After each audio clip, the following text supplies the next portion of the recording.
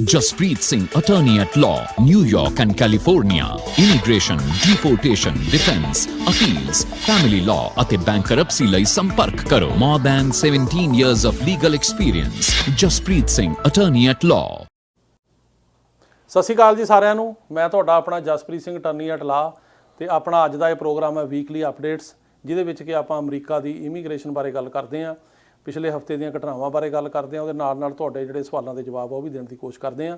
ਸਾਰਿਆਂ ਤੋਂ ਪਹਿਲਾਂ ਤਾਂ ਮੈਂ ਤੁਹਾਡਾ ਬਹੁਤ ਧੰਨਵਾਦੀ ਹਾਂ ਕਿ ਤੁਸੀਂ ਇਹਨਾਂ ਵੀਡੀਓਜ਼ ਨੂੰ ਇੰਨਾ ਲਾਈਕ ਕਰਦੇ ਹੋ, ਇੰਨਾ ਸ਼ੇਅਰ ਕਰਦੇ ਹੋ ਤੇ ਇਸੇ ਤਰ੍ਹਾਂ ਹੀ ਕਰਦੇ ਰਹੋ ਤਾਂ ਕਿ ਇਹਨਾਂ ਸਾਨੂੰ ਵੀ ਉਤਸ਼ਾਹ ਮਿਲਦਾ ਤੇ ਸਾਨੂੰ ਇਹ ਵੀ ਖੁਸ਼ੀ ਹੁੰਦੀ ਆ ਕਿ ਤੁਹਾਡਾ ਇਹਦੇ ਵਿੱਚ ਕੋਈ ਫਾਇਦਾ ਹੋ ਰਿਹਾ, ਕੋਈ ਚੰਗੀ ਸਲਾਹ ਜਿਹੜੀ ਹੈਗੀ ਆ ਉਹ ਤੁਹਾਨੂੰ ਮਿਲ ਰਹੀ ਆ, ਤੁਹਾਡੇ ਕੰਮ ਆ ਰਹੀ ਆ ਤੇ ਇਸ ਗੱਲ ਦਾ ਜਿਹੜਾ ਹੈਗਾ ਉਹ ਸਾਨੂੰ ਬਹੁਤ ਜ਼ਿਆਦਾ ਇਹਦੇ 'ਚ ਉਤਸ਼ਾਹ ਮਿਲਦਾ। ਇਹਦੇ ਨਾਲ ਮੇਰੀ ਇੱਕ ਹੋਰ ਬੇਨਤੀ ਆ ਕਿ ਅਸੀਂ ਇਹ ਕਈ ਵਾਰੀ ਨੋਟ ਕੀਤਾ ਮੇਰੀ ਟੀਮ ਨੇ ਕਿ ਇਹਨਾਂ ਵੀਡੀਓਜ਼ ਦੇ ਥੱਲੇ ਕਈ ਲੋਕ ਆਪਣੇ ਫ਼ੋਨ ਨੰਬਰ ਪਾ ਦਿੰਦੇ ਆ ਵੀ ਸਾਡੇ ਨਾਲ ਸੰਪਰਕ ਕਰੋ ਜਾਂ ਰਿਪਲਾਈ ਕਰ ਦਿੰਦੇ ਆ। ਉਹਨਾਂ ਦਾ ਸਾਡੇ ਨਾਲ ਕੋਈ ਸੰਬੰਧ ਨਹੀਂ, ਕਿਉਂਕਿ ਜਿਹੜੇ ਮੇਰੇ ਫ਼ੋਨ ਨੰਬਰ ਨੇ ਜਿਹੜੇ ਸਕਰੋਲ 'ਤੇ ਆ ਰਹੇ ਉਹੀ ਨੇ ਆਫਿਸ ਦੇ। ਜਿਵੇਂ ਇੱਕ ਨੰਬਰ ਆ 9179154142, ਇਹ ਸਾਡਾ ਨੰਬਰ ਆ, ਜਾਂ ਨਿਊਯਾਰਕ ਆਫਿਸ ਦਾ ਨੰਬਰ ਆ 7185338444, ਜਾਂ ਜਿਹੜਾ ਸਾਡਾ ਫਰੀਮਾਉਂਟ ਵਾਲਾ ਆਫਿਸ ਉਹਦਾ ਨੰਬਰ ਹੈਗਾ 5106576444। ਤੋ ਇਸ ਤਰ੍ਹਾਂ ਸਾਡੇ ਨੰਬਰ ਨੇ ਤੇ ਲੇਕਿਨ ਇੰਡੀਆ ਦਾ ਸਾਡਾ ਕੋਈ ਨੰਬਰ ਨਹੀਂ। ਜੇ ਕੋਈ ਬੰਦਾ ਇੰਡੀਆ ਦਾ ਨੰਬਰ ਪਾਉਂਦਾ ਕਿ ਸਾਡਾ ਸੰਪਰਕ ਕਰੋ ਤੇ ਉਹਦਾ ਸਾਡੀ ਲਾਅ ਫਰਮ ਨਾਲ ਕੋਈ ਲੈਣਾ ਦੇਣਾ ਨਹੀਂ ਆ, ਉਹਦਾ Jaspreet Singh attorney at law ਜਾਂ ਉਹਦੇ ਦਫ਼ਤਰਾਂ ਨਾਲ ਕੋਈ ਸੰਬੰਧ ਨਹੀਂ। ਸੋ ਇਸ ਕਰਕੇ ਤੁਸੀਂ ਜਾਂ ਕੋਈ ਹੋਰ ਈਮੇਲ, ਜਿਹੜੀ ਮੇਰੀ ਈਮੇਲ ਆਹੀ ਹੈ jpsinghattorney@gmail, ਜੇ ਕੋਈ ਹੋਰ ਵੱਖਰੀ ਈਮੇਲ ਦਿੰਦਾ ਜਾਂ ਕੋਈ ਬੰਦਾ ਇੰਡੀਆ ਦਾ ਨੰਬਰ ਪਾਉਂਦਾ ਖਾਸ ਕਰਕੇ, ਉਹਦੇ ਨਾਲ ਤੁਸੀਂ ਕੋਈ ਜਿਹੜਾ ਹੈਗਾ ਉਹ ਸੰਪਰਕ ਨਹੀਂ ਰੱਖਣਾ, ਕਿਉਂਕਿ ਉਹ ਸਾਡਾ ਰੈਪਰੈਜ਼ੈਂਟੇਟਿਵ ਨਹੀਂ ਆ। ਤੇ ਤੁਸੀਂ ਆਪਣੇ ਜਿਹੜੇ ਜੋ ਵੀ ਸਵਾਲ ਨੇ, ਕਮੈਂਟਸ ਨੇ, ਉਹ ਵੀਡੀਓ ਥੱਲੇ ਲਿਖ ਕੇ ਪਾਓ, ਜਾਂ ਕਈ ਬੰਦੇ ਮੈਨੂੰ ਈਮੇਲ ਕਰਦੇ ਆ ਉਹ ਵੀ ਕਰ ਸਕਦੇ ਆ, ਤਾਂ ਉਹਦੇ ਮੈਂ ਜਵਾਬ ਜਿਹੜੇ ਆ ਉਹ ਦੇਣ ਦੀ ਹਮੇਸ਼ਾ ਕੋਸ਼ਿਸ਼ ਕਰਦਾ। ਸੋ ਸਾਰਿਆਂ ਤੋਂ ਪਹਿਲਾਂ ਤਾਂ ਜਿਹੜੀ ਖਬਰ ਹੈਗੀ ਆ ਉਹ ਇੰਪੋਰਟੈਂਟ ਖਬਰ ਉਹ ਹੈਗੀ ਆ ਜੀ ਆਪਣੀ ਇਹ ਕਿ ਹੁਣ ਜਿਹੜੀ ਰਿਮੇਨ ਇਨ ਮੈਕਸੀਕੋ ਪਾਲਿਸੀ ਸੀਗੀ ਉਹਦੇ ਬਾਰੇ ਬਹੁਤ ਸਵਾਲ ਆਉਂਦੇ ਆ। ਉਹ ਲਾਗੂ ਹੋਈ ਆ, ਉਹ ਸ਼ੁਰੂ ਹੋਈ ਆ, ਪਰ ਉਹਦੇ ਵਿੱਚ ਦੇਖਣ ਨੂੰ ਇਹ ਆਇਆ ਕਿ ਅਜੇ ਤੱਕ ਪਿਛਲੇ ਦਿਨਾਂ ਦੇ ਵਿੱਚ ਵੀ ਜਿਹੜੇ ਆਪਣੇ ਪੰਜਾਬੀ ਜਾਂ ਇੰਡੀਆ ਤੋਂ ਜਿਹੜੇ ਬੰਦੇ ਉੱਥੋਂ ਆਉਂਦੇ ਆ ਬਾਰਡਰ 'ਤੇ, ਉਹ ਕ੍ਰਾਸ ਹੋਏ ਆ, ਉਹਨਾਂ ਨੂੰ ਮੈਕਸੀਕੋ ਦੇ ਵਿੱਚ ਨਹੀਂ ਰੱਖਿਆ ਗਿਆ। ਸੋ ਉਹਦਾ ਮਤਲਬ ਇਹ ਨਹੀਂ ਕਿ ਅਸੀਂ ਇੱਥੇ ਇਸ ਤਰ੍ਹਾਂ ਆਉਣ ਨੂੰ ਅਪਰੂਵ ਕਰਦੇ ਹਾਂ, ਬਲਕਿ ਹਰੇਕ ਵੀਡੀਓ ਦੇ ਵਿੱਚ ਮੈਂ ਤਾਂ ਇਹ ਗੱਲ ਕਹਿੰਦਾ ਵੀ ਇਸ ਤਰੀਕੇ ਨਾਲ ਅਮਰੀਕਾ ਨਾ ਆਓ, ਕਿਉਂਕਿ ਜਦੋਂ ਤੁਸੀਂ ਇੱਦਾਂ ਬਾਰਡਰ ਕ੍ਰਾਸ ਕਰਕੇ ਅਮਰੀਕਾ ਆਉਂਦੇ ਹੋ ਜਿੱਥੇ ਲਾਅ ਦੀ ਵਾਇਲੇਸ਼ਨ ਆ, ਉੱਥੇ ਤੁਹਾਡੀ ਆਪਣੀ ਜਾਨ ਨੂੰ ਵੀ ਖਤਰਾ, ਕਿਉਂਕਿ ਇਹ ਜਿਹੜੇ ਬੰਦੇ ਲੈ ਕੇ ਉੱਥੋਂ ਆਉਂਦੇ ਆ ਉਹਨਾਂ ਦੀ ਕੋਈ ਕ੍ਰੈਡੀਬਿਲਿਟੀ ਨਹੀਂ, ਪਲੱਸ ਜਿਹੜੇ ਰਸਤਾ ਬੜਾ ਖਤਰਨਾਕ ਆ ਤਾਂ ਉੱਤੋਂ ਗੈਰ ਕਾਨੂੰਨੀ ਆ। ਸੋ ਇਸ ਤਰੀਕੇ ਨਾਲ ਅਮਰੀਕਾ ਨਹੀਂ ਆਉਣਾ ਚਾਹੀਦਾ, ਸਹੀ ਤਰੀਕੇ ਨਾਲ ਆਓ। ਲੇਕਿਨ ਜਿਹੜੇ ਆਉਂਦੇ ਆ ਬੰਦੇ ਉਹ ਜਦੋਂ ਹੁਣ ਸਵਾਲ ਪੁੱਛਦੇ ਆ ਕਿ ਜਿਹੜੀ ਰਿਮੇਨ ਇਨ ਮੈਕਸੀਕੋ ਪਾਲਿਸੀ ਆ ਉਹ ਲਾਗੂ ਹੋਈ ਆ ਤੇ ਉਹਦੇ ਵਿੱਚ ਕੀ ਉਹਦੇ ਅੰਦਰ ਹੋ ਰਿਹਾ, ਉਹਦੇ ਜਿਹੜੀ ਸਾਡੀ ਜਾਣਕਾਰੀ ਆ ਹੁਣ ਤੱਕ ਉਹ ਇਹ ਹੈਗੀ ਆ ਕਿ ਜਿਹੜੇ ਆਪਣੇ ਇੰਡੀਆ ਦੇ ਨੇ ਜਾਂ ਪੰਜਾਬੀ ਸਪੀਕਿੰਗ ਬੰਦੇ ਕਹਿ ਲਓ ਪੰਜਾਬ ਦੇ, ਉਹਨਾਂ ਨੂੰ ਮੈਕਸੀਕੋ ਰਹਿਣ ਲਈ ਨਹੀਂ ਮਜਬੂਰ ਕੀਤਾ ਜਾ ਰਿਹਾ, ਉਹਨਾਂ ਨੂੰ ਐਂਟਰੀ ਦੇ ਰਹੇ ਨੇ ਤੇ ਉਹ ਇੱਥੇ ਆ ਕੇ ਆਪਣੇ ਜਿਹੜੇ ਬੌਂਡ ਵਗੈਰਾ ਉਹਨਾਂ ਦੇ ਹੋ ਰਹੇ ਨੇ। 2 ਬੰਦੇ ਅਸੀਂ ਪਿਛਲੇ ਦਿਨਾਂ ਦੇ ਵਿੱਚ, ਹਫ਼ਤੇ ਦੇ ਵਿੱਚ ਅਸੀਂ ਬੌਂਡ 'ਤੇ ਕਢਾਏ ਆ, ਜਿਹੜੇ ਕਿ ਹੁਣ ਜਿਨ੍ਹਾਂ ਨੇ ਕ੍ਰਾਸ ਕੀਤਾ ਪਿਛਲੇ 10 ਦਿਨ ਦੇ ਵਿੱਚ। ਸੋ ਇਸ ਕਰਕੇ ਇੱਕ ਤਾਂ ਇਹ ਜਿਹੜੀ ਹੈਗੀ ਜਾਣਕਾਰੀ ਆ। ਦੂਜੀ ਇੰਪੋਰਟੈਂਟ ਜਾਣਕਾਰੀ ਆ ਜਿਹੜਾ ਕਿ ਇਮੀਗ੍ਰੇਸ਼ਨ ਦਾ ਕਾਨੂੰਨ ਬਣ ਰਿਹਾ ਸੀ, ਜਿਹੜਾ ਰਿਫਾਰਮ ਹੋ ਰਿਹਾ, ਉਹਦੇ ਵਿੱਚ ਤੁਹਾਨੂੰ ਪਤਾ ਹੀ ਆ, ਮੈਂ ਸਮੇਂ-ਸਮੇਂ ਸਿਰ ਤੁਹਾਨੂੰ ਦੱਸਦਾ ਰਹਿੰਦਾ ਕਿ ਪਿੱਛੇ ਜਿਹੜੀ ਹਾਊਸ ਸੀਗਾ ਉਹਨੇ ਉਹ ਪਾਸ ਕਰਕੇ ਜਿਹੜਾ build back better America act ਹੈਗਾ, ਉਹ ਜਿਹੜਾ ਐਕਟ ਸੀ ਉਹ ਪਾਸ ਕਰਕੇ ਹਾਊਸ ਨੇ ਸੈਨੇਟ 'ਚ ਭੇਜਿਆ ਤੇ ਸੈਨੇਟ ਦੇ ਵਿੱਚ ਉਹਦੀ ਤੇ ਮੀਟਿੰਗਾਂ ਹੋ ਰਹੀਆਂ ਨੇ। ਕੋਸ਼ਿਸ਼ ਇਹ ਹੈਗੀ ਆ ਕਿ ਇਹਨੂੰ ਰੀਕਨਸੀਲੇਸ਼ਨ ਦੇ ਨਾਲ ਪਾਸ ਕੀਤਾ ਜਾਵੇ। ਰੀਕਨਸੀਲੇਸ਼ਨ ਉਹ ਪ੍ਰੋਸੈਸ ਆ ਸੈਨੇਟ ਦਾ ਜਿਹਦੇ ਵਿੱਚ ਕਿ ਹੁੰਦਾ ਕੀ ਆ ਕਿ ਜਿਹੜੇ 60 ਸੈਨੇਟਰਾਂ ਦੀ ਲੋੜ ਨਹੀਂ ਹੁੰਦੀ, ਤੁਸੀਂ ਸਿੰਪਲ ਮੈਜੋਰਟੀ ਜਿਹੜੀ ਕਿ 51 ਆ ਉਹਦੇ ਨਾਲ ਪਾਸ ਕਰ ਸਕਦੇ ਹੋ। ਅਮਰੀਕਾ ਦੇ ਵਿੱਚ ਹਰੇਕ ਸਟੇਟ ਦੇ ਵਿੱਚੋਂ 2 ਸੈਨੇਟਰ ਚੁਣੇ ਜਾਂਦੇ ਨੇ 6-6 ਸਾਲ ਲਈ, ਤੇ ਚਾਹੇ ਸਟੇਟ ਵੱਡੀ ਹੋਵੇ ਚਾਹੇ ਛੋਟੀ ਹੋਵੇ। ਇਹ ਟੋਟਲ 50 ਸਟੇਟਾਂ ਨੇ, ਸੋ 100 ਸੈਨੇਟਰ ਨੇ। ਸੋ ਇਹ ਜਿਹੜੇ ਸੈਨੇਟਰ ਨੇ ਇਹਨਾਂ ਨੂੰ ਜਿਹੜੇ ਸਟੇਟ ਦੇ ਲੋਕ ਨੇ ਉਹ ਵੋਟ ਪਾ ਕੇ ਚੁਣਦੇ ਨੇ, ਬਿਲਕੁਲ ਉਵੇਂ ਹੀ ਜਿਵੇਂ ਕਿ ਜਿਹੜੇ ਲੋਕ ਨੇ ਉਹ ਸਟੇਟ ਦੇ ਗਵਰਨਰ ਨੂੰ ਚੁਣਦੇ ਆ, ਜਾਂ ਆਪੋ ਆਪਣੇ ਹਲਕਿਆਂ ਦੇ ਵਿੱਚ ਕਾਂਗਰਸਮੈਨਾਂ ਨੂੰ ਚੁਣਦੇ ਆ ਤੇ ਜਾਂ ਪ੍ਰੈਜ਼ੀਡੈਂਟ ਨੂੰ ਚੁਣਦੇ, ਇਸੇ ਤਰ੍ਹਾਂ ਹੀ ਵੋਟਾਂ ਪੈਂਦੀਆਂ। ਤੇ ਉਹ ਜਿਹੜੇ ਸੈਨੇਟਰ ਹੁੰਦੇ ਨੇ ਉਹਨਾਂ ਕੋਲ ਅਮਰੀਕਾ ਦੇ ਵਿੱਚ ਬੇਸ਼ੁਮਾਰ ਤਾਕਤ ਹੁੰਦੀ ਆ। ਹਾਲਾਂਕਿ ਇੱਥੇ ਸਿਸਟਮ ਚੈਕਸ ਐਂਡ ਬੈਲੈਂਸਿਸ ਦਾ ਜ਼ਰੂਰ ਆ, ਪਰ ਦੇਖਣ ਦੇ ਵਿੱਚ ਜਿਹੜਾ ਆਇਆ ਕਿ ਜਿਹੜੇ ਸੈਨੇਟਰ ਨੇ, ਕਿਉਂਕਿ ਪੂਰੀ ਸਟੇਟ ਦੇ ਚੁਣੇ ਹੁੰਦੇ ਨੇ, 6 ਸਾਲ ਲਈ ਹੁੰਦੇ ਨੇ, ਉਹ ਬੜੀ ਇੰਪੋਰਟੈਂਟ ਇੱਕ ਜਿਹੜੀ ਪੋਜੀਸ਼ਨ ਹੁੰਦੀ ਆ। ਸੋ ਮੈਂ ਤੁਹਾਨੂੰ ਪਿੱਛੇ ਦੱਸਿਆ ਵੀ ਆ ਵੀ ਸਾਡੀਆਂ ਸੈਂਟਰਾਂ ਦੇ ਨਾਲ ਮੀਟਿੰਗਾਂ ਹੁੰਦੀਆਂ ਨੇ, ਖਾਸ ਕਰਕੇ ਜਿਹੜੇ ਇਮੀਗ੍ਰੇਸ਼ਨ ਨਾਲ ਸੰਬੰਧਿਤ ਨੇ ਉਹਨਾਂ ਨਾਲ ਸਾਡੀ ਕੋਰਸਪੋਂਡੈਂਸ ਹੁਣ ਵੀ ਚੱਲ ਰਹੀ ਆ। ਹੁਣ ਛੁੱਟੀਆਂ ਸੀਗੀਆਂ ਕ੍ਰਿਸਮਸ ਦੀਆਂ, ਲੇਕਿਨ ਹੁਣ ਆ ਸੋਮਵਾਰ ਤੋਂ ਬਾਅਦ ਅਗਲੇ ਵੀਕ ਅਸੀਂ ਫੇਰ ਫੋਲੋਅਪ ਕਰ ਰਹੇ ਹਾਂ। ਤੇ ਸਾਡਾ ਉਹੀ ਜਿਹੜੀ ਅਸੀਂ ਲੱਗੇ ਹੋਏ ਹਾਂ 2 ਕੰਮਾਂ ਲਈ। ਇੱਕ ਤਾਂ ਜਿਹੜੀ ਅੰਬੈਸੀ ਦੀ ਇਮੀਗ੍ਰੈਂਟ ਵੀਜ਼ਾ ਸਰਵਿਸਿਜ਼ ਨੇ ਉਹ ਬੰਬੇ ਤੋਂ ਦਿੱਲੀ ਸ਼ਿਫਟ ਹੋਣ ਤਾਂ ਕਿ ਬਹੁਤ ਤੇਜ਼ੀ ਆਵੇ, ਉੱਥੇ ਬਹੁਤ ਸਲੋ ਆ ਕੰਮ, ਇੱਕ ਬੰਬੇ ਜਾਣਾ ਔਖਾ। ਦੂਜਾ ਅਸੀਂ ਜਿਹੜਾ ਕਰਦੇ ਹਾਂ ਉਹ ਇਹ ਕਰਦੇ ਹਾਂ ਕਿ ਜਿਹੜਾ ਬੈਕਲੌਗ ਹੈ, ਖਾਸ ਕਰਕੇ ਜਿਹੜੇ ਵਰਕ ਪਰਮਿਟ ਨੇ ਅਸਾਈਲਮ ਵਾਲਿਆਂ ਦੇ, ਉਹਨਾਂ ਨੂੰ ਸਾਲ ਲੱਗਦਾ ਰਿਨਿਊ ਹੋਣ ਨੂੰ, ਉਹ ਟਾਈਮ ਘਟੇ। ਜਿਹੜੀਆਂ ਮਤਲਬ ਕੈਟਾਗਰੀਜ਼ ਨੇ, ਜਿਵੇਂ ਖਾਸ ਕਰਕੇ F4 ਕੈਟਾਗਰੀ ਹੈ ਜਾਂ F3 ਕੈਟਾਗਰੀਆਂ ਨੇ, ਉਹਨਾਂ ਦੇ ਟਾਈਮ ਘਟੇ। ਇੱਦਾਂ ਦੀਆਂ ਗੱਲਾਂ ਜਿਹੜੀਆਂ ਉਹ ਅਸੀਂ ਉਹਨਾਂ ਨੂੰ ਜਿਹੜਾ ਹੈਗਾ ਉਹ ਦੱਸਦੇ ਹਾਂ। ਤੇ ਹੋਰ ਵੀ ਜਿਹੜੀ ਕੋਈ ਲੋਕਲ ਜਾਣਕਾਰੀ ਹੁੰਦੀ ਆ ਉਹ ਉਹਨਾਂ ਨੂੰ ਅਸੀਂ ਜਿਹੜੀ ਸਾਨੂੰ ਕੋਈ ਮੁਸ਼ਕਲ ਆਉਂਦੀ ਆ ਉਹ ਦੱਸੀ ਦੀ ਆ, ਉਹ ਵਿਚਾਰੇ ਹੱਲ ਵੀ ਕਰਦੇ ਨੇ। ਤੇ ਹੁਣ ਅਗਲੇ ਹਫਤੇ ਫੇਰ 1-2 ਮੀਟਿੰਗਾਂ ਹੋਣਗੀਆਂ, ਉਹਨਾਂ ਬਾਰੇ ਜਾਣਕਾਰੀ ਤੁਹਾਨੂੰ ਮੈਂ ਅਗਲੀ ਵੀਡੀਓ 'ਚ ਦਊਂਗਾ। ਤੇ ਇਸ ਵੀਕ ਜਿਹੜਾ ਉਹ ਇਮੀਗ੍ਰੇਸ਼ਨ ਦਾ ਕਾਨੂੰਨ ਆ ਉਹਦੇ ਬਾਰੇ ਜਾਣਕਾਰੀ ਹੁਣ ਮੈਂ ਦੇਣੀ ਚਾਹੁੰਦਾ। ਉਹ ਇਹ ਆ ਕਿ ਜਿਹੜਾ ਸੈਨੇਟ ਦਾ ਪਾਰਲੀਮੈਂਟੇਰੀਅਨ ਆ ਉਹਨੇ ਇਹ ਕਹਿਤਾ ਵੀ ਜਿਹੜਾ ਇਮੀਗ੍ਰੇਸ਼ਨ ਦੀਆਂ ਪ੍ਰੋਵੀਜ਼ਨਸ ਨੇ ਉਹ ਨਹੀਂ ਇਸ ਐਕਟ ਦੇ ਨਾਲ ਲੱਗ ਸਕਦੀਆਂ। ਸੋ ਉਹਨੇ ਉਹ ਪ੍ਰੋਵੀਜ਼ਨਸ ਨੂੰ ਖਾਰਜ ਕਰਤਾ, ਟਰਨ ਡਾਊਨ ਕਰਤਾ। ਤੇ ਕੋਸ਼ਿਸ਼ ਸੀਗੀ ਡੈਮੋਕ੍ਰੈਟਿਕ ਪਾਰਟੀ ਦੀ ਲੀਡਰਸ਼ਿਪ ਦੀ ਵੀ ਜਿਹੜੇ ਇਮੀਗ੍ਰੇਸ਼ਨ ਦੀਆਂ ਇਹਨਾਂ ਦੀ ਇਹ ਸੀਗੀ ਵੀ ਜਿਹੜੇ 2011 ਤੋਂ ਪਹਿਲਾਂ ਆਏ ਆ ਉਹਨਾਂ ਨੂੰ 5-5 ਸਾਲ ਦੇ ਵਰਕ ਪਰਮਿਟ ਆਉਣ ਜਾਣ ਦੀ ਪਰਮਿਸ਼ਨ ਦੇ ਕੇ ਉਹਨਾਂ ਦੀ ਡੈਪੂਟੇਸ਼ਨ ਤੋੜੋ। ਤੇ ਪਲੱਸ ਜਿਹੜੇ ਅਨਯੂਜ਼ਡ ਵੀਜ਼ੇਸ ਨੇ ਜਿਹੜੇ ਕਿ ਲੋਕਾਂ ਨੇ ਯੂਜ਼ ਨਹੀਂ ਕੀਤੇ ਇੰਨੇ ਸਾਲਾਂ ਤੋਂ, ਜਿਵੇਂ ਫਰਜ਼ ਕਰੋ ਕਿਸੇ ਦੀ ਕੋਈ ਰਿਲੇਟਿਵ ਦੀ ਡੈਥ ਹੋ ਗਈ, ਉਹਦੀ ਫੈਮਿਲੀ ਨਹੀਂ ਆ ਸਕੀ, ਜਾਂ ਓਵਰ ਏਜ ਹੋ ਗਿਆ, ਜਾਂ ਕੋਈ ਹੋਰ ਤਰੀਕੇ ਨਾਲ ਪੱਕਾ ਹੋ ਗਿਆ, ਜਾਂ ਕੋਈ ਹੋਰ ਮੁਲਕ ਚਲਾ ਗਿਆ, ਉਹ ਜਿਹੜੇ ਅਨਯੂਜ਼ਡ ਵੀਜ਼ੇ ਨੇ ਉਹ ਬਹੁਤ ਜ਼ਿਆਦਾ ਨੇ, ਲੱਖਾਂ 'ਚ ਨੇ। ਉਹਨਾਂ ਨੂੰ ਉਹ ਕਹਿੰਦੇ ਯੂਜ਼ ਕਰਕੇ ਤੇ ਇਹਨਾਂ ਕੈਟਾਗਰੀਆਂ ਨੂੰ, ਜਿਵੇਂ F4 ਕੈਟਾਗਰੀ ਭਰਾ ਭੈਣ ਦੀ ਹੈਗੀ ਹੈ, ਜਾਂ ਜਿਹੜੀ 3 ਹੈਗੀ ਮੈਰਿਡ ਬੱਚੇ ਸਿਟੀਜ਼ਨ ਦੇ, ਉਹਨਾਂ 'ਚ ਲਾ ਕੇ ਇਹਨੂੰ ਤੇਜ਼ ਕੀਤਾ ਜਾਵੇ। ਲੇਕਿਨ ਉਹ ਜਿਹੜੀਆਂ ਪ੍ਰੋਵੀਜ਼ਨਸ ਨੇ ਉਹ ਸੈਨੇਟ ਦੇ ਪਾਰਲੀਮੈਂਟੇਰੀਅਨ ਨੇ ਕਿਹਾ ਵੀ ਇਹਦੇ ਨਾਲ ਜਿਹੜਾ ਇਹ ਐਕਟ ਹੈਗਾ ਇਹਦੇ ਨਾਲ ਨਹੀਂ ਜੋੜੀ ਜਾ ਸਕਦੀ, ਕਿਉਂਕਿ ਇਹ ਜਿਹੜਾ ਐਕਟ ਹੈ ਇਹਦਾ ਇਮੀਗ੍ਰੇਸ਼ਨ ਦੇ ਨਾਲ ਕੋਈ ਲੈਣਾ ਦੇਣਾ ਨਹੀਂ ਹੈ। ਤੇ ਇਮੀਗ੍ਰੇਸ਼ਨ ਦਾ ਕਾਨੂੰਨ ਜਿਹੜਾ ਉਹ ਰੈਗੂਲਰ ਜਿਹੜਾ ਪ੍ਰੋਸੀਜਰ ਨਾਲ ਬਣੇ, ਜਿਹਦੇ 'ਚ ਕਿ 60 ਵੋਟਾਂ ਚਾਹੀਦੀਆਂ ਪਾਸ ਕਰਨ ਲਈ ਸੈਨੇਟ 'ਚੋਂ, ਕਿਉਂਕਿ ਉਹਦੇ ਫਿਲੇਬਸਟਰ ਹੁੰਦਾ। ਉਹ 60 ਵੋਟਾਂ ਲਈ ਜਿਹੜੇ ਵੋਟਾਂ ਵਾਸਤੇ 10 ਰਿਪਬਲਿਕਨ ਸੈਂਟਰ ਚਾਹੀਦੇ ਨੇ, ਜੋ ਕਿ ਅਵੇਲੇਬਲ ਨਹੀਂ। ਹੁਣ ਜਿਹੜੀ ਡੈਮੋਕ੍ਰੈਟਿਕ ਪਾਰਟੀ ਦੀ ਲੀਡਰਸ਼ਿਪ ਹੈ ਉਹ ਇਸ ਗੱਲ 'ਤੇ ਕੰਮ ਕਰ ਰਹੀ ਹੈ, ਜੋ ਕਿ ਹੁਣ ਅਗਲੇ ਸਾਲ 'ਚ ਜਾਏਗਾ, ਕਿਉਂਕਿ ਆਹ ਹੁਣ ਹਫ਼ਤਾ ਰਹਿ ਗਿਆ ਇੱਕ। ਤੇ ਇਸ ਤੋਂ ਬਾਅਦ ਉਹ ਇਹ ਕਹਿ ਰਹੇ ਨੇ ਕਿ ਜੇ ਸੈਨੇਟ ਪਾਰਲੀਮੈਂਟੇਰੀਅਨ ਨੂੰ ਓਵਰ ਰੂਲ ਹੀ ਕਰਦੀ ਹੈ ਕਿ ਉਹ ਤੋਂ ਬਿਨਾਂ ਜੇ ਪਾਸ ਹੋ ਸਕੇ ਬਿੱਲ, ਤੇ ਉਹਨੂੰ ਓਵਰ ਰੂਲ ਜਿਹੜਾ ਵਾਈਸ ਪ੍ਰੈਜ਼ੀਡੈਂਟ ਆ, ਜੋ ਕਿ ਇੱਥੇ ਕਮਲਾ ਹੈਰਿਸ ਨੇ, ਓਵਰ ਰੂਲ ਕਰ ਸਕਦੇ ਨੇ ਜੇ ਸੈਨੇਟਰ ਸਹਿਮਤ ਹੋਣ।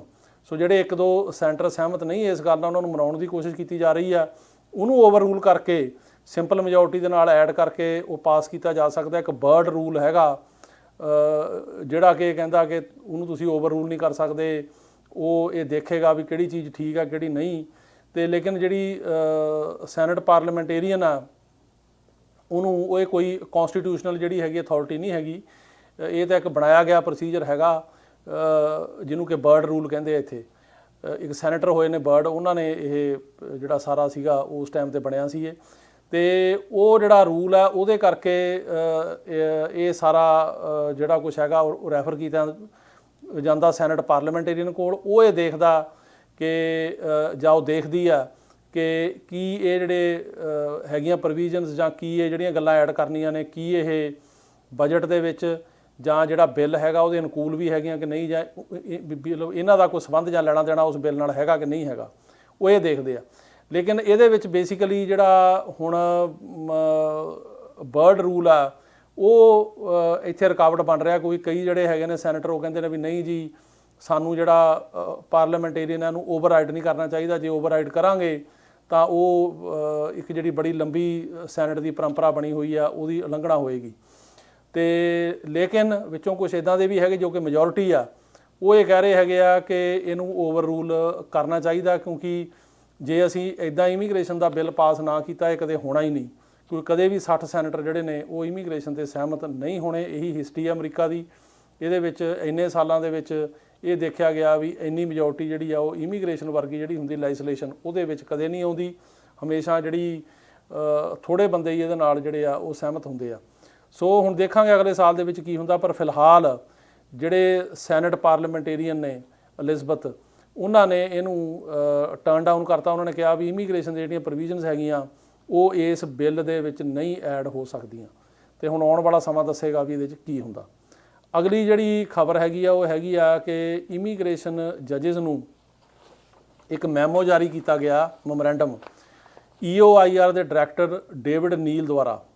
EOIR ਹੈ ਜੀ executive office for immigration review, ਜਿਹੜੀਆਂ ਕਿ ਇਮੀਗ੍ਰੇਸ਼ਨ ਕੋਰਟਾਂ ਨੇ ਅਮਰੀਕਾ ਦੇ ਵਿੱਚ ਜਿੰਨੀਆਂ ਵੀ ਹਰੇਕ ਸਟੇਟ ਦੇ ਵਿੱਚ, ਉਹਨਾਂ ਨੂੰ ਕਿਹਾ ਜਾਂਦਾ executive office for immigration review. ਉਹਨਾਂ ਦਾ ਇੱਕ ਡਾਇਰੈਕਟਰ ਹੁੰਦਾ ਡੇਵਿਡ ਨੀਲ।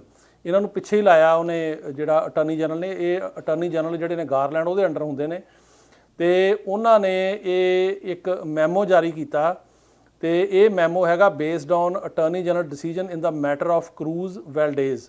ਇਹ ਜਿਹੜਾ ਮੈਟਰ ਆਫ ਕਰੂਜ਼ ਵੈਲਡੇਜ਼ ਆ, ਇਹ ਜਿਹੜੇ ਅਟਾਰਨੀ ਜਨਰਲ ਗਾਰਲੈਂਡ ਨੇ ਇਹਨਾਂ ਨੇ ਜੁਲਾਈ 15 2021 ਨੂੰ ਆਪਣਾ ਡਿਸੀਜਨ ਜਿਹੜਾ ਹੈਗਾ ਉਹ ਦਿੱਤਾ ਸੀਗਾ।